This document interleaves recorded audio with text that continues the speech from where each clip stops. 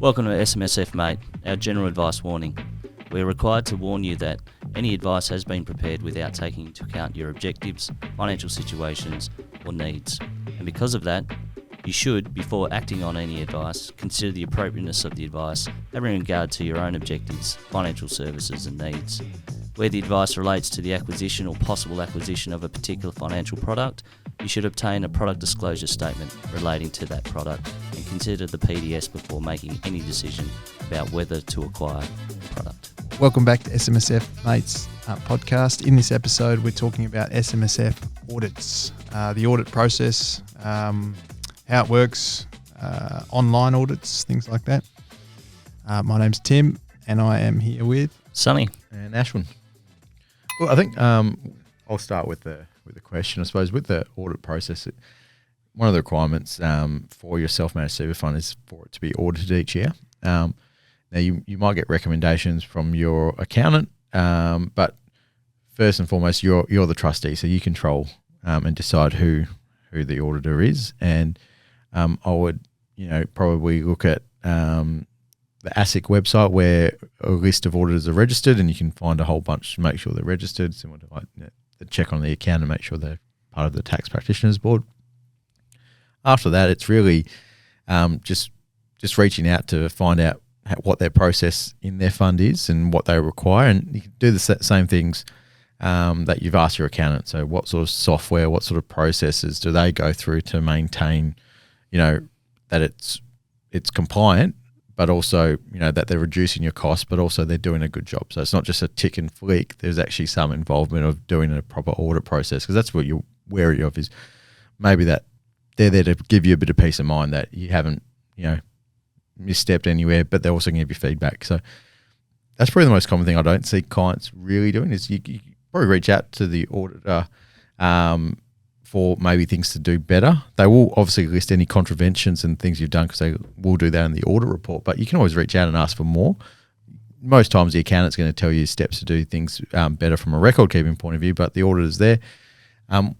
We do have clients during the year that might be looking to do something and we're not sure as an accountant. We would advise them to call the auditor to go through with the auditor, what things do I need to make sure that this is okay to do. So those are all things, you can use it as a second resource effectively. So those are the things you want to check, that the auditor is willing to, engage you for work throughout the year potentially, if you need to ask them, on top of the normal audit of your fund. And I think that's probably the key difference when you mention online versus, otherwise, like some physical. Online, I think, could be fine so long as you've got an opportunity to engage. You want to have that opportunity in case you think or feel like you're about to step over a line, or you need to clarify something, or your accountant should check it. Yep. I think, from my point, simplicity is do some due diligence around, the auditor. Itself, it might not just be what your accountant recommends, but no. If you get to engage a conversation with them, do so. Do your due diligence, do your research on them, get a feel whether they're keeping up to date with standards and requirements, and like all service providers, all auditors aren't created equal. No. So I think it's a careful selection process at the same time. Exactly. Yeah. Very clear that you should have that conversation. There is another person, especially if you don't have an SMS specialist like we've mentioned in the previous podcast. An auditor is your second person to speak to. All right. And so an auditor is essentially like the goalkeeper, would you say, just to make sure everything's going as it should? Within goalkeeper, referee, yeah. And I think that one misconception out there is an auditor is going to check everything. Auditors don't check every transaction and everything in it. They do a review effectively, and it's an engagement, but it's not a catch-all everything, right? So it's not like maybe AFL umpire is probably not the best example, but an AFL umpire is watching the whole game, so they're watching everything to try and catch it. An auditor is not going to go through every line by line transaction. They're going to do from my memory, a long time ago, this is going back to uni. They do an audit plan, they do a risk assessment, and they'll go through and assess the sample size, and they'll pick a couple and go through and check, right? They're not going to do everything. Okay. But it's still peace of mind that it's an independent party doing another review to make sure things look okay. You know, like a referee on a football pitch, they're not going to see everything, right? You hope they do that. But they're going to focus in on where the ball's at. So Yep. I think, you know, if it's not a goalkeeper, it might think of it as a backstop, you know, maybe in baseball, because at the end of the day, the trustee has the ultimate obligation and responsibility. It is still self-disclosure. The auditor's there. You know, I think I've seen some trustees in the past, you know, think of auditors in a particular way. At the end of the day, the auditor's there to help them, right? Help them to stay within the framework that they're supposed to, within the rule book, Stay compliant. for their own benefit and, you know, at their own risk. So I think coming again to that selection of auditors that you can work with is really important. But remember that they're actually there to help you keep the train on the tracks. Yeah. And I guess what is the typical cost of an audit? I know we've covered this off in a previous podcast, but what would you expect to pay, and what are the factors there? Maybe before you start talking about numbers, Ashwin, an easy answer again is it comes down to complexity, right? It depends on what you're auditing, how many transactions, you know, the detail of the structure and the makeup and the investments, listed, unlisted, property.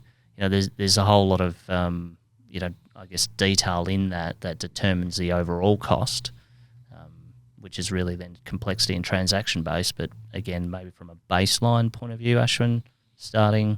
Yeah, I think starting probably 400, 450 to, you know, 1,200, $2,000, depending on all the stuff in there, right? We come back to exactly right. So if you've got a fund that's in full pension phase with just bank accounts and some ASX shares, complexity is not the same as a fund with a whole bunch of unlisted artworks and, you know, overseas bullion and stuff like that. It's a very different thing. Is there a ceiling for audit costs, or it's just whatever? They'll give obviously a proposal and a scope based on what the fund has done during the year, but no, there is no limit. Just like there's no limit on the accounting fees or the investment fees. It's up to you're the self-managed person who's engaged these people. So you've gone through a process of, you know, you've made the selection. So, you know, if you're not comfortable with that, you can always go back and try and find another order. If you're not happy with that price, you can find someone else. But, you know, be wary of, you know, maybe the guy's charging that because he's very thorough in checking the risks that apply to your fund. There's some on costs as well. It's not just the auditor costs, right? So in the case of unlisted investments or property and the like, there might be valuation costs. Yeah, you know, on top, because there needs to be a mark to market. So valuations depend on what the SIS Act requires. But yeah, those are things that an auditor will point out if the accountants are aware of it as well. One last thing, who can audit an SMSF, and why is it essential to use an Asic registered SMSF auditor? Well, that's the only place where they are registered. So that's the only guidance that your auditor has gone through the steps to become. So it's a qualification check, right? And Asic can then check it. So that's the guide. That's your source of making sure they're registered. And second part of the question was who can audit one? So like is an auditor an accountant or are they someone that's done specific training? They are typically an accountant by trade, but then they've done the auditing requirements to become an ASIC registered SMSF auditor. So they've gone one step further to do a qualification to sign off on those things. So yes, a registered professional in the space. Yes. Yep. Right. And again, if you think about the greatest risk of a self-managed super fund or superannuation in getting that wrong, not having the right audit or auditor, complying status is probably the biggest risk. Yep. Right.